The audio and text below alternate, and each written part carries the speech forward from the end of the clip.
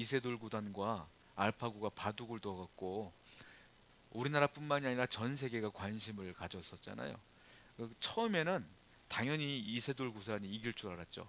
그런데 막상 뚜껑을 열어보니까 알파고가 어마어마하더라고요. 이세돌 구단이 결국은 한 판을 이겼어요. 4대1로 간신히 이겼잖아요. 그런데 그 이기기까지 얼마나 감동이었습니까? 그 진 것이 중요한 것이 아니라 인간이 그래도 한 판이라도 이겼구나 라는 것이 얼마나 감동이었는지 몰라요.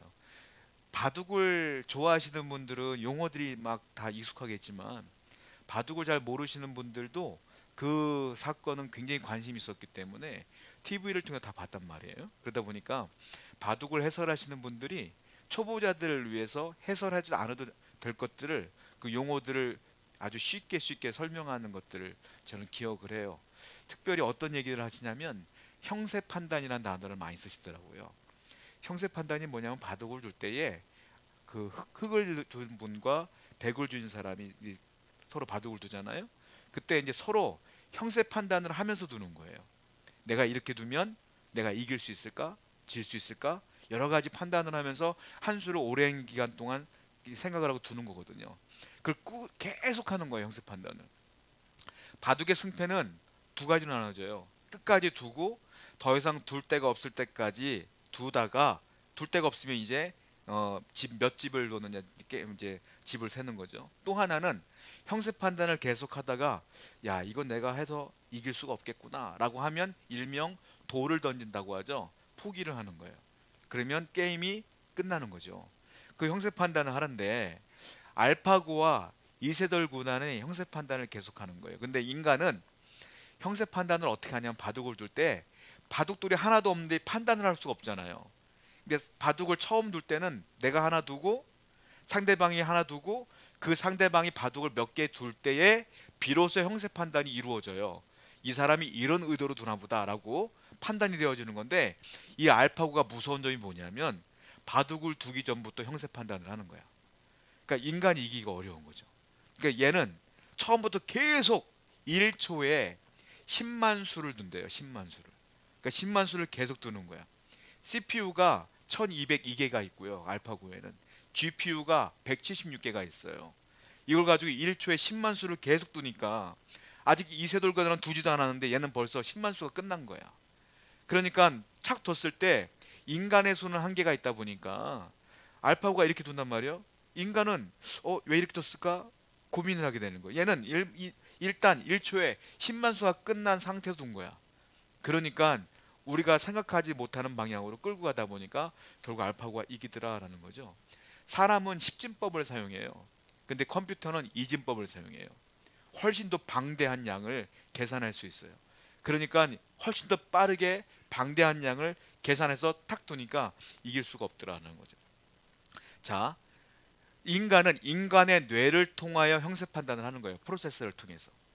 근데 컴퓨터는 알파고는 그렇지가 않아요. 그 GPU와 CPU를 통해서 그 프로세서를 통해서 이 계산을 끝낸 다음에 형사 판단을 하는 거죠. 여러분 똑같은 상황인데 똑같은 문제인데 어떠한 프로세서를 통하느냐에 따라서 결과물이 달라지더라는 거죠. 오늘 부활의 말씀도 마찬가지예요. 예수님은 똑같이 부활했어요.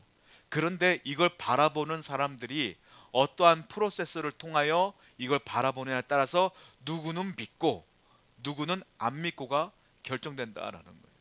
근데 성경 오늘 본문은 무슨 얘기를 하냐면 어떠한 마음을 통하여 이 말씀을 봐야지만 믿을 수 있느냐? 생각이냐? 아니면 경험이냐? 아니면 능력이냐? 이성이냐? 한마디로 주님이 정답을 매겨줬는데 어떤 말씀을 하셨냐면 마음을 통해서만이 이 부활을 믿을 수 있다라고 했어요. 머리가 아니라 마음을 통해서만이 부활을 믿을 수가 있다라는 거고요. 저와 여러분들은 그 마음을 통하여 믿음이 생긴 거고 아직도 하나님을 모르는 사람들은 그 마음이 아직도 믿음이 들어오지 않았기 때문에 못 믿는 것이다 라고 오늘 말씀은 이야기하고 있다는 거예요. 자, 많은 사람들은 또한 신앙인 중에 이런 문제가 있어요. 신앙인들 중에서도요 여전히 감정에 치우신 분들이 있고 이성에 치우치신 분들도 있어. 그러니까 신앙은 감성적이냐 감정적이냐 아니면 이성적이냐 이런 프로세스를 통해서 나갔을 때에 신앙의 결과물들이 달라질 수가 있어요. 자, 성경은 뭐라고 말할까요? 오늘 본문 말씀 9절부터 13절 말씀입니다. 한번 읽어보겠습니다. 시작.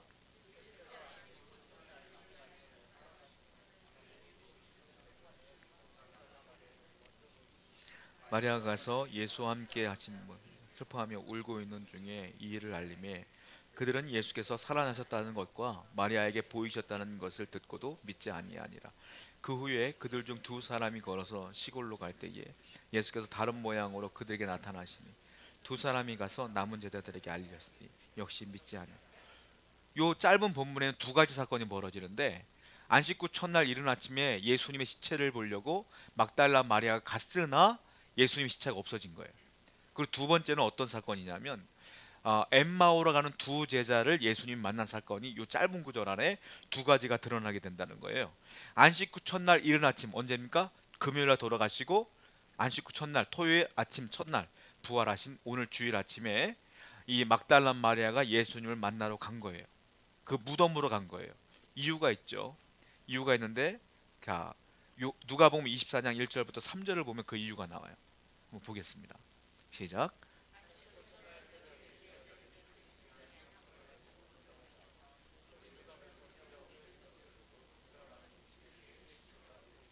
막달라 마리아만 마가복음에 나와 있지만 사실은 여러 명의 여자들이 함께 갔습니다. 우리가 알고 있는 것처럼 갔는데 이유가 있어요. 향품을 가지고 갔다는 거예요. 이게 무슨 말이냐? 예수님의 시체에 향품을 바르기 위해서 간 것이다. 그러니까 예수님의 시체가 썩지 않게 하기 위해서 향품을 바르기 위해서 간 거예요. 3일째 되는 날. 그래, 뜻밖의 사건이 벌어져요. 향품을 가지고 갔는데 돌문이 열려져 있고요. 무덤은, 오늘날 우리나라 무덤은 땅을 파는 거지만 유대인들의 무덤은 동굴에 있어요. 동굴. 그러니까 동굴 앞에 있는 큰 바위를 막아 놓는 거예요. 근데 그 막아 놓은 입구의 바위가 옆으로 옮겨져 있다는 거죠. 들어가 보니까 예수님의 시체가 없어. 자, 그 사건이 벌어져요. 요한복음 20장 11절입니다. 시작.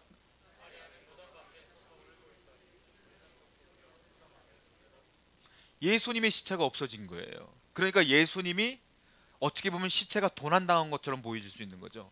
그리고 예수님의 시체에 이 향품을 바르려고 하는데 예수님이 안 계신 거야. 그러니까 마리아가 결과물이 어떻게 나오냐면 굽으려 무덤 안에서 들여다봤더니 없으니까 어떡합니까? 울더라 이거예요. 울더라. 너무너무 슬퍼서 울더라. 엉엉 울더라. 예수님이 사라졌으니까 울더라. 부활했다는 믿음이 전혀 없고요. 없으니까 우는 거야. 이 말은 예수님의 시체가 사라졌다는 것 때문에 우는 거예요. 감정적인 엄청난 감정이 이 안에서 폭발되어 나오면서 우는 거야. 한마디로 말하면 이성을 잃어버렸어요. 여러분, 너무 슬프면 어떻게 돼요? 이성을 잃어요. 장례식장 같은 데 가면 자식 잃은 부모를 보십시오. 이성을 잃어. 정신을 놔. 그런 경우는 아닌 거예요. 쉽게 말하면 이 마리아가 왜 그러냐면 7 귀신 들렸을 때 예수님이 그 귀신을 쫓아줬거든요. 그러니까 큰 은혜를 입었기 때문에 예수님의 시체가 없었다는 이 사실은 마리아에게는 엄청난 슬픔으로 다가와요. 그리고 그 자리에 주저앉아서 엉엉 울고 있는 장면이에요. 그러니까 이 마리아는 예수님의 부활을 못 믿어. 왜? 감정에 매몰돼 가지고 못 믿어. 너무 슬픈 감정 때문에 못 믿어. 감정적인 신앙인이기 때문에 못 믿어. 여러분, 믿음이라는 게 참 놀라운 게요. 내가 내 감정에 매몰되어지잖아요. 그러면 아무것도 안 보여요. 그러니까 성경은 말하기를 감정적인 신앙이 좋은 거냐 나쁜 거냐, 좋지 않다라고 늘 말씀하시는 거예요. 사람이 감성에 빠져버리니까 믿을 수가 없는 거예요. 그 예수님이 이 마리아를 찾아오죠. 요한복음 20장 21절 읽어보셨죠? 20장 15절만 읽어보겠습니다. 15절입니다. 시작.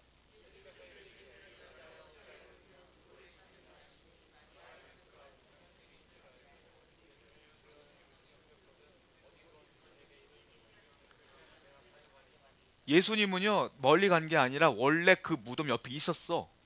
근데 마리아가 너무 예수님이 시체가 없는 것 때문에 감정이 복받쳐 올라오니까 예수님이 옆에 있는 것도 모르고 울고 있는 거야. 그 예수님, 부활하신 예수님께서 너무 우니까 마리아를 불러요. 마리아야, 이렇게 불렀어요.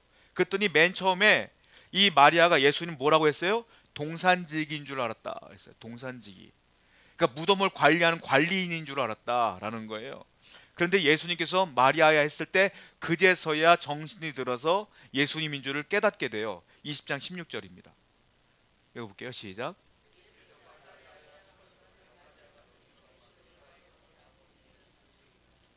이제서야 깨달아요. 여러분, 예수님이 돌아가신 지 며칠 됐어요? 3일뿐이 안 됐어.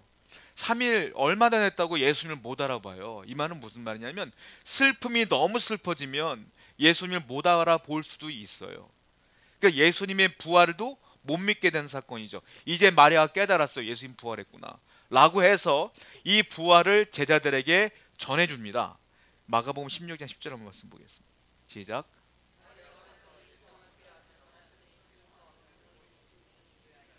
자, 마리아가 알리러 갔더니 제자들도 뭐하고 있어?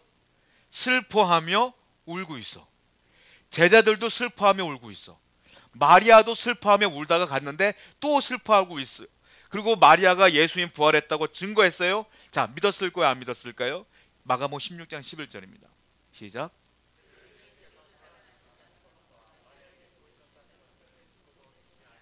들었는데 안 믿어. 왜? 둘 다 공통점이 있어요. 둘 다 슬픔이 너무너무 심각해. 슬픔이 너무 휩싸여 있으니까 아무리 누가 말해도 안 믿겨. 지금 난 너무 슬픈 거야. 이 슬픈 거에 집중하고 있어. 여러분 그렇잖아요. 사람이 어떤 슬픈 일을 당하면 누가 뭐래도 안 들려. 그 슬픈 일만 생각나. 그러니까 이 감정이 완전히 거기 몰입돼 가지고 예수님의 말씀을 하나도 못 듣고 부활했단 말도 하나도 안 들리는 거다라는 거예요. 마가복음 9장 9절 한번 읽어보겠습니다. 시작.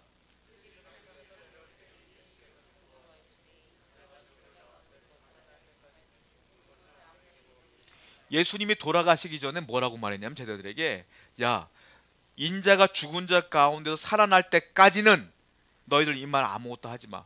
이 말은 무슨 말이야? 나는 죽었다가 살아날 거야 라고 이미 말한 거야 예수님은. 그런데 이 말이 들려요, 안 들려요? 안 들리고 기억나요, 안 나요? 기억도 안 나. 예수님이 이미 돌아가시기 전에 나는 살아날 거야 라고 몇 번이나 얘기했거든요. 그러면 무덤에 예수님이 안 계시면 살아난 거지. 예수님이 거짓말할 뿐도 아니고. 그런데 이미 없는 것 때문에 내 기준에 의해서 예수님 도망당했구나, 누가 훔쳐갔구나, 이것 때문에 슬픔이 확 오니까 예수님 말씀도 기억도 안 나고 마리아가 예수님 말씀 전에도 제자들도 하나도 그것을 믿지도 못하고 있다라는 거예요. 자, 누가복음 24장 13절부터 16절 한번 읽어보겠습니다. 시작.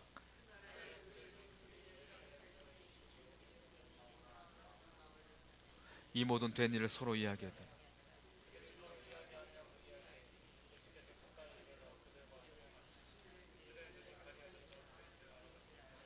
예수님을 제대로 못 믿는 이유 중에 첫 번째 이유가 너무 감정적이기 때문이고요. 두 번째는 뭐냐면 너무 예수님을 이성적으로만 판단하려고 하기 때문에. 이성적으로, 이성이 뭡니까? 내 머리로 이해가 돼야지만 믿는 거야. 그러니까 예수님께서는 자, 부활하신 다음에 엠마오로 내려가는 두 명의 제자를 만나요. 이름 없는 제자를. 그리고 그들과 대화를 하는데 예수님이 옆에 있는데도 이 사람들도 못 알아먹어. 못 알아봐. 왜 그럴까요? 내 머리는 예수님은 죽었어. 죽은 걸 내가 봤거든. 그러니까 더 이상 예수님이 살아날 수 있는 가능성이 없다고 이 사람들도 생각한 거예요. 근데 예수님 옆에 있으니까 비슷하게 생긴 사람인가 보다 라고 생각한 거야. 이성이 신앙을 막아버렸어요. 이성을 너무 앞세워보면 모든 것들이 예수님이 내 눈앞에 있어도요, 비슷하게 생겼네? 이러고 말아. 이게요, 이성적인 신앙의 특징입니다. 누가복음 24장 27절 한번 읽어보겠습니다. 시작.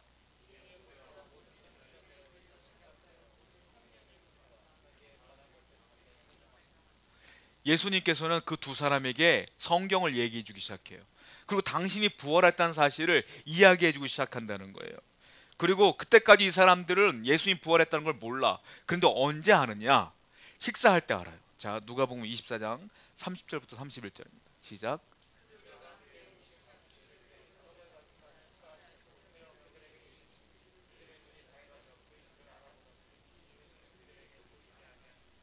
그제서야 성령께서 역사하시니까 그제서야 깨달았다. 이성이 이제 깨져야 예수님이 보이기 시작한다는 거죠. 자, 이 사람들도 마찬가지예요. 마리아가 슬픔에 있다 예수님 못 알아봤잖아요. 그리고 예수님 증거했으나 제자들도 슬픔이 있었기 때문에 예수를 못 알아봤잖아요. 이 엠마오의 두 제자도 이성 때문에 예수님 못 알아보다가 드디어 깨달아서 또 올라가서 전했어. 그런데 여전히 그들도, 제자들도 또 예수님의 말씀을 안 믿더라라는 거예요. 대표적인 사람이 누구냐? 도마예요. 도마가 뭐라고 말하냐면, 예수님은 내가 내 눈앞에 나타나야 믿겠다 이렇게 말하거든요. 자, 어떤 일이 벌어졌어요? 예수님께서 이제 제자들에게 나타나는데 딱 한 명이 그 자리에 없었어. 누구예요? 도마가 없었어. 나머지 12명의 제자 중에 가룟 유다는 죽었고, 그 10명의 제자가 있었고요, 11명 도마가 없었어. 그 제자들에게 예수님 보여줬단 말이에요. 제자들이 안 믿다가 예수님 만나면서 믿었어. 자, 볼까요? 요한복음 20장 20절입니다 시작.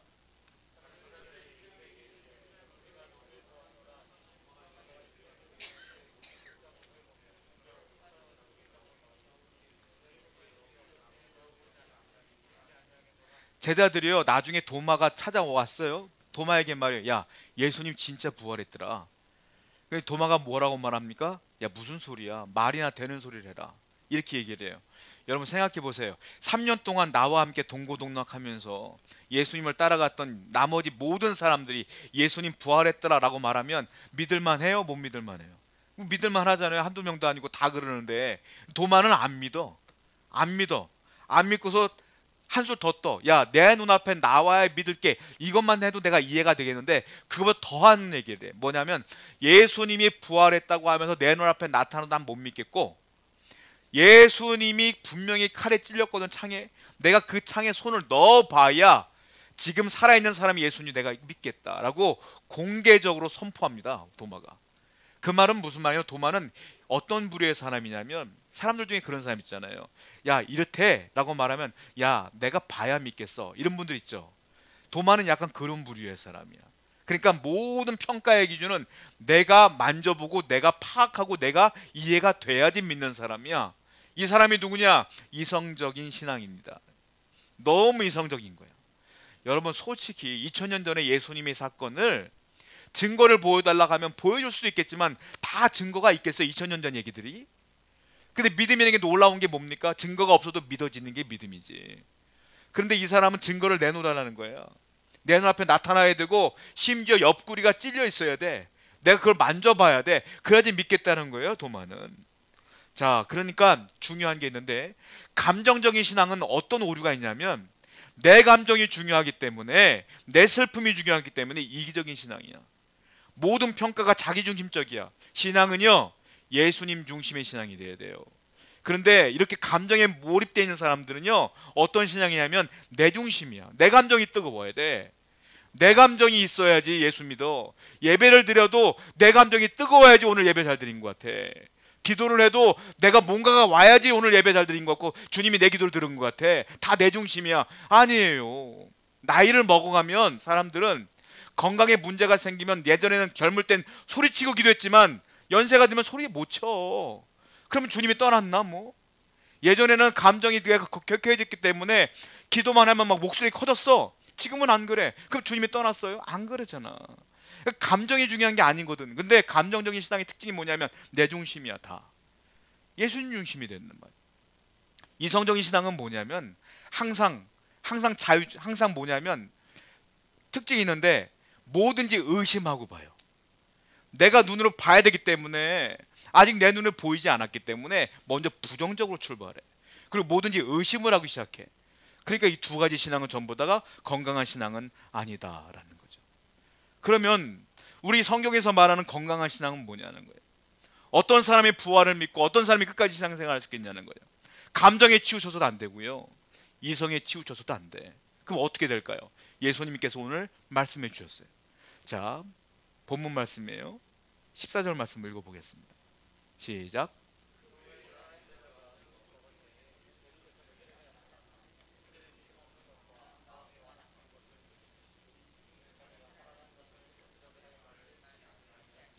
열한 제자가 음식 먹을 때에 예수님이 나타나셨잖아요. 예수님이 또 나타나신 거예요. 왜? 도마가 없었으니까. 도마까지 총 11명이 있는 거예요. 이제 가룟 유다 빼고. 11명이 있을 때 또 나타나신 거예요. 예수님께서. 야, 우리 예수님이 얼마나 좋은가 하면 한 명이 안 믿잖아요. 그 한 명 때문에 또 오셔. 예수님은 다 믿음을 갖기 원하시는 거라는 거죠. 또 오셨어요. 그러면서 처음 하신 말씀이 뭐냐면 꾸짖어요. 왜 못 믿냐? 내가 그렇게 많은 말을 했는데 왜 못 믿냐? 꾸짖어요. 두 번째 꾸짖는 게 있어요. 14절 보니까 중간에 마음이 완악한 것을 꾸짖는다. 또 마음이 완악한 것 때문에 또 꾸짖어. 무슨 말이겠어요? 너희들이 못 믿는 이유는 마음이 완악하기 때문이다 라는 거예요. 즉 부활을 믿는, 예수를 믿는 기준은 뭐냐면 그 사람의 마음에 있다라는 거예요. 사람이 예수를 믿는 것은 우리 마음이 믿는 거예요. 마음이. 머리가 믿는 게 아니라 마음이 믿는 거라는 거예요. 근데 마음이 완악하니까 못 믿는다는 거예요. 그러니까 예수님께서는 꾸짖는 거예요. 완악한 마음은 굳게 굳어진 마음. 굳어진 마음을 완악한 마음이래요. 자, 아까 제자들은 감정적인 사람들이었고요. 도마는 이성적인 사람들이었어요.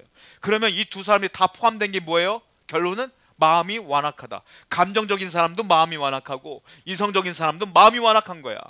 좋은 사람은, 신앙인은 뭐냐? 마음이 부드러운 사람이에요. 반대말로 말하면 이 사람에게 믿음이 들어오는 것이다 라는 거예요. 자, 누가복음 24장 25절 말씀 읽어보겠습니다. 시작.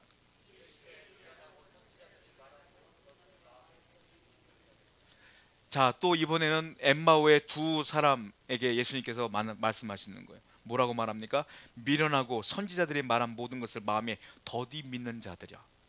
마음에 더디 믿는 자들아. 뭐를? 선지자들의 말을 마음에 더디 믿는 자들아. 여러분들이 착각하고 있는 것 중에 하나가 이거예요. 아니, 예수님의 제자들은 참 좋았겠어. 예수님이 부활한 걸 직접 봤으니까, 예수님의 말씀을 직접 들었으니까. 근데 놀라운 게 뭐예요? 직접 봤는데도 못 믿어. 여러분, 엠마오의 두 제자는 예수님과 함께 밥을 먹었어 계속. 그런데도 못 믿어. 여러분, 그러므로 내가 예수님 옆에 있다고 해서 믿는 게 아니라는 거예요. 우리는 1차적인 목격자들의 증거를 못 들었으니까 못 믿어요. 그건 핑계예요. 여러분, 예수님 말씀하신 건 뭐예요? 지금 읽은 말씀에 미련하고 선지자들의 말한 모든 것을 마음에 더디 믿는 자들이요. 미련하대. 뭐가 미련해? 선지자들이 말한 것을 더디 믿는 게 미련하대. 선지자들이 말한 게 뭐예요? 성경이에요. 그러니까 믿음은 뭐로 생기는 거다? 성경으로 생기는 거다라는 거예요. 예수님이 내 앞에 와도 마음이 완악한 사람들은 예수님 내 옆에다 귀에 대다고 얘기해도 못 알아듣는다는 거예요. 그런데 마음이 부드러운 사람의 특징이 뭐냐? 성경이 믿어지는 것. 말씀이 믿어지는 게 마음이 좋은 사람이라는 거예요. 누가복음 24장 26절부터 27절입니다. 시작.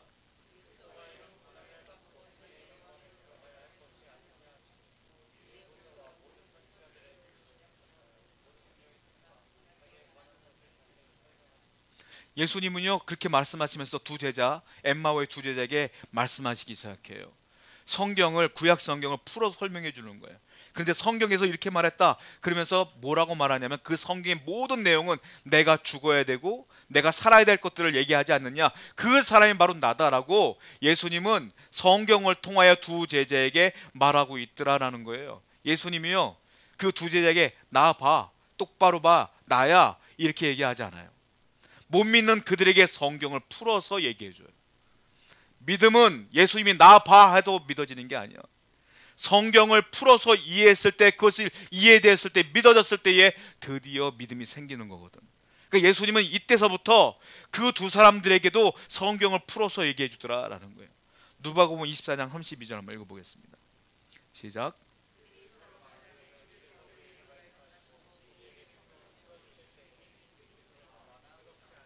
그 엠마오의 두 사람이요, 예수님이 성경을 풀어줬을 때의 경험을 얘기해. 자기들끼리, 야, 그분이 성경을 통해서 우리에게 풀어줬을 때 우리 마음이 뜨겁지 아니하더냐.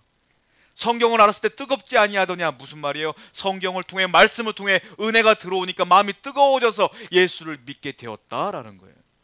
여러분들의 마음이 뜨거워지는 건 감정으로 생기는 게 아니라 하나님 말씀으로 감정이 뜨거워지는 거예요.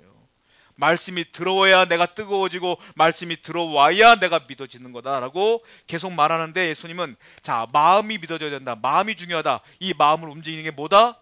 하나님 말씀이다 라고 얘기하는 거라는. 요한복음 20장 31절에 시작.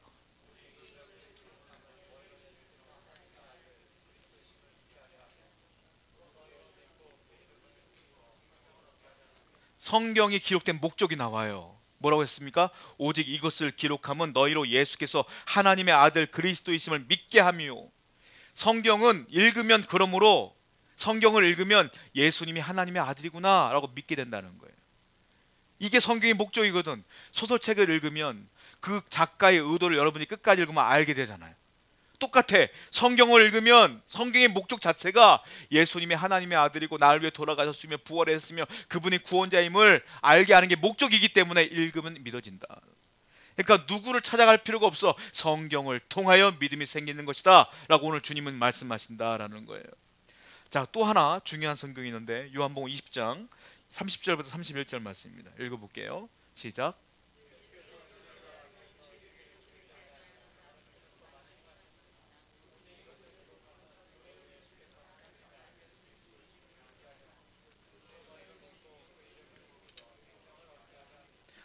자, 30절에 중요한 게 있는데 예수께서 제자들에게 앞에서 이 책에 기록되지 아니한 다른 표적도 많이 행했다 이렇게 표현하고 있어요. 이 무슨 말이냐면, 여러분 성경은 66권인데 예수님이 기적을 많이 행했을 거 아닙니까? 그 기적을 다 기록하지 않았다는 거예요. 성경이 표적이 많이 있으나 다 기록하지 않았다. 왜냐하면 이것만 해도 그 다음 절 보니까 충분해. 뭐로 충분해? 우리가 예수를 믿기에 충분해. 그러니까 다 기록하지 않았다라고 오늘 요한복음에 써 있는 거예요. 예수님은 우리가 알지 못하는 죽은 사람도 더 많이 살렸을 거야. 병자도 더 많이 살렸을 거야. 더 많은 사건이 벌어졌을 거야. 그런데 다 기록하지 않았어. 왜? 여기 기록된 것만 해도 충분해. 예수 믿기에 충분해. 그러니까 이것만 해도 충분하다라고 요한복음은 쓰여져 있는 거예요. 다른 것으로 믿음 얻는 게 아니에요. 말씀으로만 내 마음이 풀어지는 거예요. 말씀이 들어왔을 때 내 마음이 뜨거워지는 거다. 여러분 다른 것 구하지 마세요. 다른 것 구할 때에 잘못된 신앙기로 빠져. 이단들의 특징이 뭐예요? 감정적인 거예요. 이단들은, 잘못된 사람들은 뭐냐면 자꾸 기적을 보여주려고 그래. 기적도 한계가 있지. 보여주다 못하니까 이상한 것들을 막 조작하는 거야. 조작하는 사람들은 그렇구나 하고 거기 빠져드는 거예요. 그거는 말씀 중심이 아니라 감정에 치우친 사람들은 거기에 빠질 확률이 높아져. 그러니까 말씀으로 돌아와야 된다는 거예요. 이성적인 특징이 뭐냐? 자유주의 신학이에요. 자유주의 신학은 뭐냐면, 야, 어떻게 홍해가 갈라졌냐? 그 이성적으로 이해가 되냐? 그걸 이성으로 만들어가요. 만들어가다 보니까 뭐냐 하면 홍해가 바다가 아니야. 바다가 아니고 우리 발목밖에 차는 냇물일 거야. 근데 과장해서 홍해 바다라고 뻥친 거야. 이렇게 얘기를 해요. 그 사람들은. 왜? 내 이성으로 다 이해가 돼야 되니까. 그게 이성주의 신앙이야. 그러니까 여러분 감정에 빠지면 이단에 빠질 확률이 높고, 또 이성에 빠지면 자유주의 신앙에 빠질 수 있어요. 그러면 둘 다 잘못된 거야. 그러니까 어떻게 돼? 우리는 여기 있는 말씀만 믿어야지. 그래야 마음이 풀어지고 마음이 뜨거워지고 이 말씀을 통하여 믿음이 생기는 것이다 라는 거예요. 여러분 우리가 여행 갈 때 유럽이라든지 뭐 일본이라든지 중국이라든지 여행 가기 전에 뭐예요? 먼저 정보를 수집해. 어떻게 정보를 수집해요? 누가 뭐 유럽을 갔다 온 사람이 있으면 책을 썼을 거 아니에요? 그 책을 봐요. 그러면 야, 유럽 어느 나라에 이런 게 있구나, 어느 나라에는 이런 게 있구나, 스페인에 갔더니 뭐 이런 엄청난 성당이 있구나, 뭐 이렇게 쭉 있을 거 아니에요.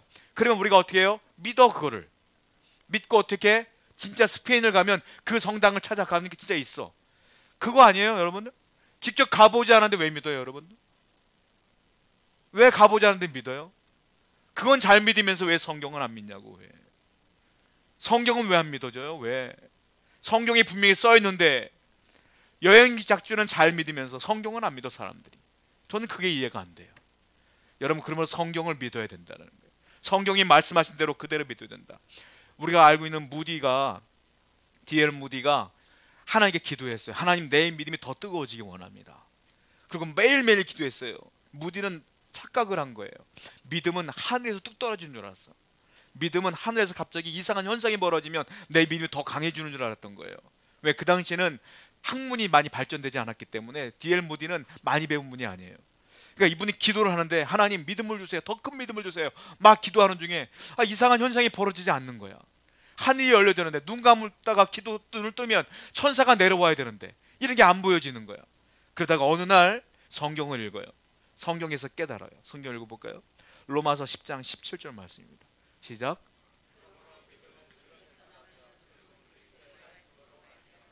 믿음은 하늘에서 떨어지는 게 아니에요.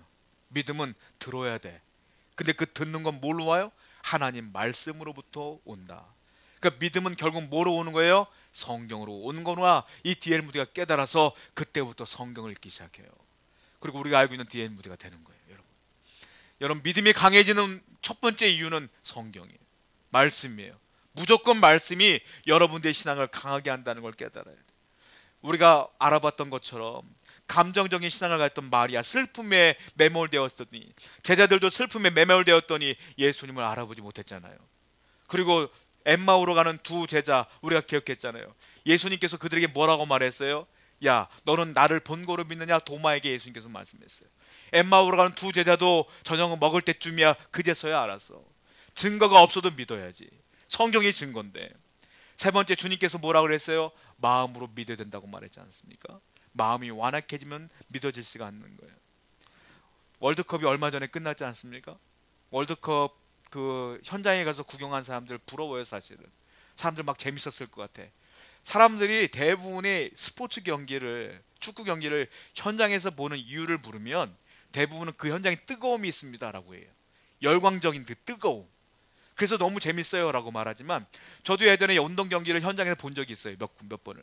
근데 제가 볼 때마다 저는 이 감정적으로 이렇게 열정적이 뜨거운 사람이 아니거든. 난 별로 재미없더라고 사실은. 왜 재미없느냐면 자리가 안 좋아서 맨 꼭대기에서 보는데 사람들이 안 보여. 그냥 움직이는 것만 보이지 저 선수가 누군지도 안 보여. 그리고 또 재미없는 것 중에 하나가, TV를 보면요 해설이 있잖아. 근데 해설이 없어. 현장에서 보니까. 그러니까 어떻게 제가 혼자 추측을 하는 거야. 추측을. 나는 비전문가야 운동 경기에. 근데 스스로 그냥 내가 아는 지식으로만 추측을 하는 거예요. 그런데 TV를 보면 전문가들이 해설을 해요. 이건 이런 이유에서 이렇게 한 거고요. 해설해 주면 더 좋아. 그리고 골이 들어가거나 그러면 그때 막 뜨거워서 왁 하지만 골이 들어가면 그냥 끝이야. 근데 TV는 어떻게 해요? 슬로우 비디오로 몇 번을 또 보여줘. 계속. 그러면 더 자세, 아 이렇게 들어갔네? 아 이렇게 맞고 들어갔구나. 계속 보게 되는 거야. 저는 그래서요, 현장 경험을 몇 번 한 다음에 야 TV로 보는 게 훨씬 낫다. 내 결론은 그거야 사실은. 근데 현장 경험은 뭐예요? 감정력이 뜨거워져. 골로 막 좋아져. 그게 끝이야. 오히려 더 자세히 보고 더 알게 되는 건 뭐냐면 TV를 통해서 볼 수 있는 거예요. 마찬가지예요. 여러분들이 2000년 전에 태어나지 않았어요. 예수님 부활할 때 그 옆에 있지 않았어. 그러나 우리는 2000년 후에 TV와 같은 것을 통하여 주님을 보고 있어요. 그게 뭐예요? 성경 말씀이에요. 성경 말씀은 슬로우 비디오처럼 내가 읽고 또 읽고 또 읽고, 아 이런 부분과 더 자세히 읽으면서 예수님의 그 말씀이 더 안으로 들어오는 거예요. 오히려 그 현장에 있었던 제자들 안 믿었어. 막달라 마리아도 동산지기인 줄 알았어. 엠마오로 가는 사람 예수님과 같이 있었음에도 못 믿었어. 그러면 오히려 우리가 믿음을 갖게 더 좋지 않겠느냐. 여러분 말씀을 사모하시기 바라요. 그래서 여러분은 마음 가운데에 이 부활의 아침에 그 말씀을 통하여 더 견고한 믿음이 회복되기를 축원드립니다. 기도하겠습니다.